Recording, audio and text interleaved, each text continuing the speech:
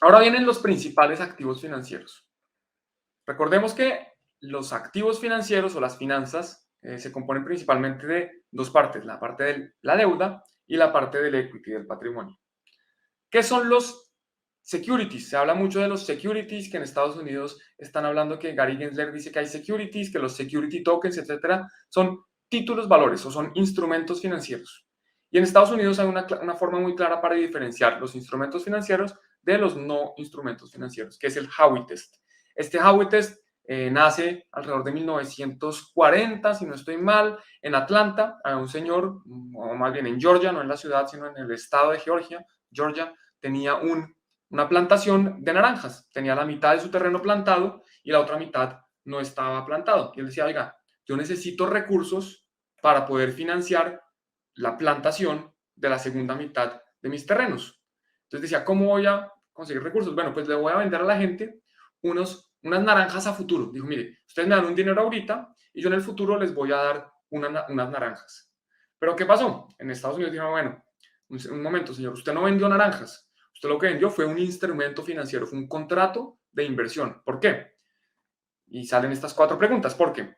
¿Había una inversión de dinero? Sí, efectivamente. Había unas personas que estaban depositando un dinero con la expectativa de beneficiarse, de obtener un retorno. ¿Sí? Las personas no le estaban regalando el dinero al señor Howey, le estaban prestando un dinero para después, o más bien invirtiendo un dinero para después obtener un retorno, donde la inversión se hacía en una empresa común, o sea, en la empresa del señor Howey, en la plantación, en la finca de naranjas del señor Howey, y el beneficio que obtenía la persona, el inversionista o el comprador de esos activos, se beneficiaba del esfuerzo de un tercero, que en este caso era el señor Howey. Si una inversión, si un depósito de dinero cumple con todas estas, la respuesta es afirmativa, entonces en Estados Unidos lo más probable es que se considere un instrumento financiero. ¿Por qué? Se está haciendo una inversión en una empresa de un tercero con el objetivo de obtener un retorno y ese retorno viene del esfuerzo de un tercero, no viene de un esfuerzo mío. Si yo compro, por ejemplo, una máquina y después me pongo a trabajar en la máquina para obtener un retorno, el esfuerzo fue mío, yo compré una máquina. Pero si yo compro una máquina para que alguien más la opere y me dé un retorno, me genere una inversión, en Estados Unidos eso puede ser un contrato de inversión y no una compra de una máquina, que es lo que le pasó al señor Howey con sus naranjas. Al final, el señor Howey pues, terminó siendo culpable de vender activos financieros no registrados. Los principales activos financieros son deuda, como hemos visto. La deuda tiene distintas formas, pueden ser bonos, notas, que son básicamente bonos más cortos, pueden ser papeles comerciales, que son como bonos emitidos por una compañía, pueden ser distintas cosas. Aquí, por ejemplo, en la imagen tenemos un bono del Tesoro del gobierno federal de los Estados Unidos mexicanos. El gobierno de México, entonces, necesita endeudarse, necesita recursos, yo le presto, me emite un bono a cambio de obtener un interés. El gobierno de México se compromete, disculpen, a ofrecerme un interés. Vuelvo aquí. Traté de ponerlo en mute y no alcancé. Bueno, son utilizados por entidades, gobiernos que se quieren financiar, compañías, Apple, Telefónica, cualquier compañía del mundo puede emitir bonos o puede emitir deuda, títulos comerciales, papeles comerciales para endeudarse, incluso las personas. Hay dos componentes clave en estos herramientas, instrumentos financieros de deuda, que son el plazo y la tasa. El plazo significa, oiga, yo le voy a prestar al gobierno mexicano, ¿a qué plazo? ¿A 5 años? ¿A un año? ¿A 10 años? Ya sabemos que si le presto a 5 años, espero un retorno mayor que si le presto a uno, porque en uno, pues hay menos riesgo. Si le presto a 100, pues yo esperaría un retorno mayor. Y la tasa es ese retorno, es el interés, es el tipo de interés que el bono me está pagando. Y también depende de ciertas cosas. Si yo le voy a prestar $100 al gobierno de Colombia, pues yo espero un mayor retorno que si le presto $100 al gobierno de Estados Unidos, porque es más probable, o por lo menos en mis cálculos internos, yo considero que es más probable que el gobierno de Estados Unidos me pague. Entonces son esos dos componentes, el plazo y la tasa. Adicionalmente, estos títulos, estos instrumentos financieros pueden tener cupones o pueden ser cero cupón, y ya vamos a ver qué es eso. Pero en resumen, cero cupón significa que no me paga intereses sino hasta el final. Entonces, que yo le presto 100 y al final del periodo me va a pagar 110 o 120 o 130, lo que sea que corresponda. Con cupones significa que en vez de yo pagarle 100 y que me devuelva 120 al final, yo le pago 100, me devuelve 5, 5, 5, 5, 5 y al final me devuelve 105. O sea, hay unos cupones. El interés se va pagando en la medida en que el tiempo va pasando. Y también, pues, hay una cosa que es importante entender, y es que a mayor tasa, menor precio. ¿Por qué pasa esto? Digamos que yo emito, o más bien yo compro un bono a 100, pago 100, ese bono me va a dar 105 y me va a pagar el 5% de interés al final del año. Entonces estamos hablando del 5% de interés. Ese mismo bono que va a pagar 105, si la tasa sube, si el mercado dice, no, las tasas están subiendo, los bancos centrales suben tasas, y ahora es el 10% la tasa de interés. Pero el bono no ha cambiado, el bono me va a pagar 105. Entonces, ¿por qué el precio cae? Porque para que la inversión inicial genere el 10% de interés, sabiendo que me van a dar 105, pues yo voy a tener que pagar más o menos 95. Entonces, si la tasa de interés sube del 5 al 10, el precio del bono pasó de 100 a 105, a 95. La tasa subió, el precio bajó, para que con el mismo flujo al final, con los mismos 105 al final, la rentabilidad que antes era el 5, ahora sea el 10.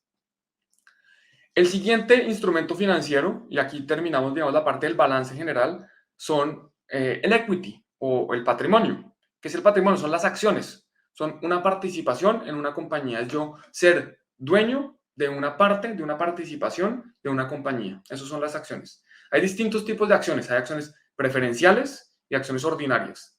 Las acciones ordinarias normalmente son acciones comunes y corrientes. Yo tengo derecho a un dividendo y tengo derecho a un poder de voto.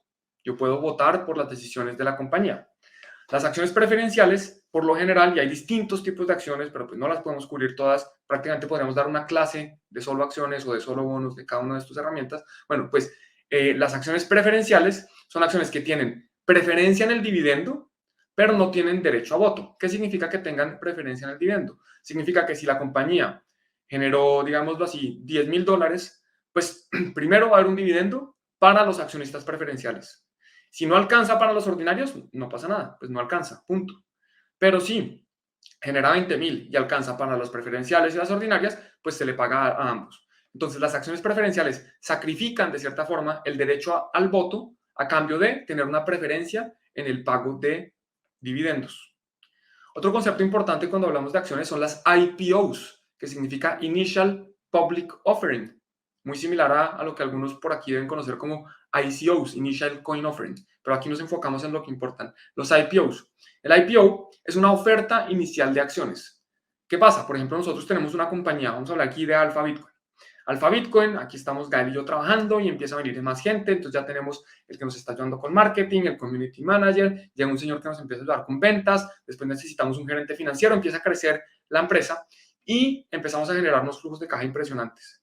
Listo, pues ahora lo que podemos decir es, podemos ir al mercado de valores, podemos ir a la bolsa a emitir acciones, a que el público, a que los usuarios, a que cualquier persona pueda participar de esta compañía, pueda tener acciones de nuestra compañía. Y eso es lo que se conoce como un IPO, un Initial Public Offering, donde yo voy al mercado a ofrecer acciones de una compañía, normalmente pues que ya está operando, que tiene rendimientos, aunque en Estados Unidos es común que se emitan acciones de compañías que todavía no tienen, más que ingresos, pueden tener ingresos, pero que no tienen utilidad o beneficio, como se conoce en España.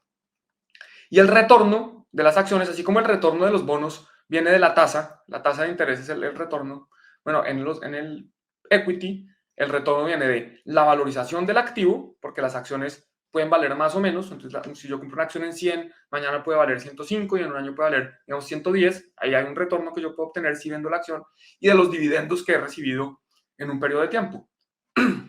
Si yo compro, por ejemplo, Apple y la vendo en 20 años, pues en esos 20 años voy a haber recibido unos dividendos que la compañía me va pagando, más la valorización que genere la acción en ese tiempo. Si la compré en 100, pues en 20 años puede valer más o menos. También puede haber una desvalorización. Lo que no hay es desdividendos. Eso no existe. No me va a tocar poner más capital. Otros activos que se pueden considerar activos financieros son las divisas. Y por eso se habla de Forex. Cuando se habla de Forex, no estamos hablando de una plataforma, de una pirámide, de una forma en que me genero rendimientos. No, estamos hablando del mercado de divisas internacional. O sea, aquí tenemos, por ejemplo, dólares, euros, yenes, yuanes, libras esterlinas, etcétera. Pues todas estas monedas hacen parte del mercado Forex, del mercado de divisas.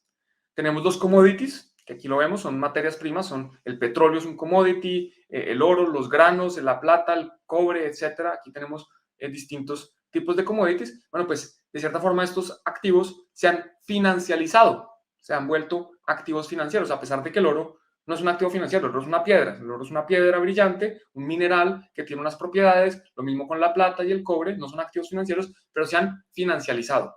El petróleo no es un activo financiero, los granos, el maíz, el maíz es una planta, es un alimento, pero pues no es un activo financiero, se ha financializado. ¿Cómo se ha financializado? Con derivados. Aquí tengo una imagen esto se llama el Chicago Mercantile Exchange, la bolsa mercantil de Chicago, es la bolsa más grande de derivados y la más importante del mundo, y tienen distintos activos financieros. Los futuros, que prácticamente es, oiga, yo soy un productor de maíz, yo tengo una cosecha que va a dar fruto en 6 meses, yo no sé cuál va a ser el precio del maíz en 6 meses y mi negocio no es especular con el precio del maíz. Yo tengo una producción de maíz y yo produzco maíz. Yo lo que quiero es venderlo en 6 meses y garantizar que voy a tener mi producción, que el dinero que me va a ingresar me va a permitir continuar operando. ¿Qué hago en ese caso? Pues lo que hago en ese caso es que puedo vender futuros del maíz. Entonces yo digo, mire, yo tengo una producción de 6 toneladas de maíz, se las entrego en 6 meses, y en 6 meses usted me va a pagar un monto que acordamos hoy. Entonces eso es un futuro, es un contrato para la compra y venta de un activo. Hay un comprador y hay un vendedor en un momento futuro con un precio definido en el presente. Los futuros normalmente son estandarizados. Yo no puedo vender 6,5 toneladas de maíz para entregárselas en mi casa. No, son estandarizados, tienen un punto de entrega, una cantidad mínima. Hay unos futuros que son non-delivery, o sea, que significa que yo no tengo que ir a entregarlo, sino que son de cumplimiento financiero. Lo que hace es que mira el precio del maíz en la fecha de entrega, mira el precio al que se decidió comprar o vender el activo y dependiendo de la diferencia entre esos precios, se le paga al vendedor o al comprador, dependiendo de quién esté ganando. También hay otros derivados, como son los forwards, que son similares a los futuros, simplemente no son estandarizados. Hay unas opciones que yo no tengo la obligación de comprar o vender, sino que yo compro la opción. Entonces, lo mismo, el que tiene el grano dice, oiga, yo quiero protegerme frente a una bajada de precio, pero si sube, yo quiero venderlo más caro. Entonces, en ese caso, lo que hace es que vende una opción, o más bien, compra una opción put, una opción de venta. Dice, si en el futuro el precio está por debajo del que definimos, yo tengo la opción de venderlo. Pero si está por encima, yo no tengo la obligación, entonces yo puedo venderlo al mercado. De nuevo, aquí también prácticamente podríamos hacer una sesión entera de derivados. Hay swaps, que son intercambios, entonces yo te puedo intercambiar unas toneladas de maíz por unos barriles de petróleo, eso sería un instrumento financiero, un swap. Hay CFDs, que son básicamente contratos por diferencia de precio. Esto existe mucho en las criptomonedas. Cuando alguien está comprando Bitcoin en algunos exchanges, realmente no está comprando Bitcoin, muchas veces está comprando es un contrato de diferencia de precio. Y hay que entender las diferencias, y es que si uno compra Bitcoin y lo retira y lo guarda, uno lo tiene. Si uno compra un contrato de diferencia de precios, hay una contraparte, hay una persona que le va a pagar a uno más si el precio subió o le va a cobrar si el precio bajó, pero que es un contrato financiero. Y hay futuros perpetuos que nacen con BitMEX. BitMEX es un exchange de Bitcoin. Ellos empezaron a crear un futuro perpetuo, que es como estos futuros al principio que hablábamos, un contrato donde yo me comprometo a entregar unos Bitcoin, una cantidad de activos en un futuro, a un precio determinado, pero aquí lo que pasa es que nunca se vence. No hay una fecha, no están los 6 meses o el año, no, son futuros perpetuos. También hay fondos, voy a acelerar un poquito, estamos llegando ya hacia la hora. Hay fondos como son los ETFs, los populares Exchange Traded Funds. También hay ETNs o Exchange Traded Notes o ETPs, Exchange Traded Products, que son fondos que se negocian en el mercado, como si fueran acciones. Entonces yo creo un fondo y las personas pueden comprar una participación de ese fondo. Hay fondos de pensiones que lo que hacen es que captan dinero del público para invertirlo y eventualmente en el futuro, con suerte o no, devolverles ese dinero para que tengan ahorros para su jubilación. Hay fondos mutuos que pueden invertir en distintas cosas. Hay private equities, son fondos dedicados a comprar empresas. Digamos que hay una empresa que yo veo que puede tener unas eficiencias, pero no las están teniendo. La compro, completo esas eficiencias y después la vendo más cara o la saco al mercado. Esos son los PEs. Hay VCs, que son Venture Capital, son fondos que se encargan de invertir en empresas más pequeñas, no compran una empresa completa o parte de una empresa grande, sino que invierten en distintas pequeñas empresas esperando retornos más altos. Hay hedge funds o fondos de cobertura. Estos fondos de cobertura pueden invertir en cualquier cosa, entonces los vamos a dejar ahí. Hay fondos soberanos, son fondos normalmente financiados por gobiernos que también pueden invertir en varias cosas. El Fondo Soberano de Singapur, el de Dubái, el de Noruega, son fondos que pueden invertir en varias cosas. Y hay fondos de fondos. Hay fondos que lo que dicen es, mire, oye, yo soy un fondo que invierte en fondos de petróleo. Entonces busca distintos fondos que inviertan en petróleo o en futuros de petróleo o en compañías petroleras e invierten en distintos fondos. Son otros instrumentos financieros. Hay el mercado inmobiliario, también una casa, una vivienda no es un activo financiero, pero se está financializando. ¿Por qué? Porque yo puedo comprar, por ejemplo, hipotecas. En 2008, muy famosas las hipotecas porque se compraban estos activos subprime. O sea, yo puedo comprar en deuda de personas que han comprado una casa, o puedo comprar en fondos de vivienda. Yo puedo comprar un fondo o fondos de oficinas. Hay distintos fondos, hay distintos vehículos para acceder al mercado inmobiliario, o sea, que sea financializado. Y también, por ejemplo, el arte. El arte, de nuevo, el arte no es un activo financiero en sí mismo, pero se ha financializado, se ha convertido en un vehículo de inversión o de conservación de la riqueza. Y hay fondos de arte. Yo puedo comprar, por ejemplo, fracciones de una obra de arte. Todo esto esto es lo que se conoce como, bueno, básicamente innovación financiera o creación de burbujas también.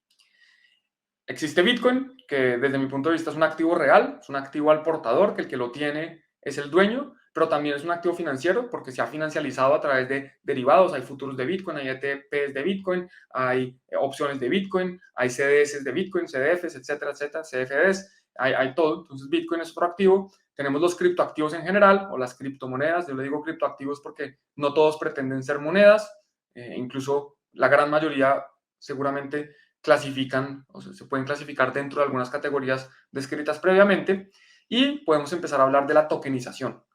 Antes, digamos, hace 10 años, se hablaba mucho de la titularización. La titularización consistía en yo tengo un activo o tengo, por ejemplo, digamos que yo compro facturas. Hay una empresa que tiene que pagar unas facturas. Yo le puedo comprar esas facturas y las titularizo, las empaco y las vendo como un nuevo título. O las hipotecas en Estados Unidos. Muchas personas tenían deudas con los bancos cogieron esas deudas, las empaquetaron y las vendieron como un nuevo título. Esa es la titularización. Bueno, ahora se está hablando, y se viene hablando desde hace por lo menos 6 años, de la tokenización.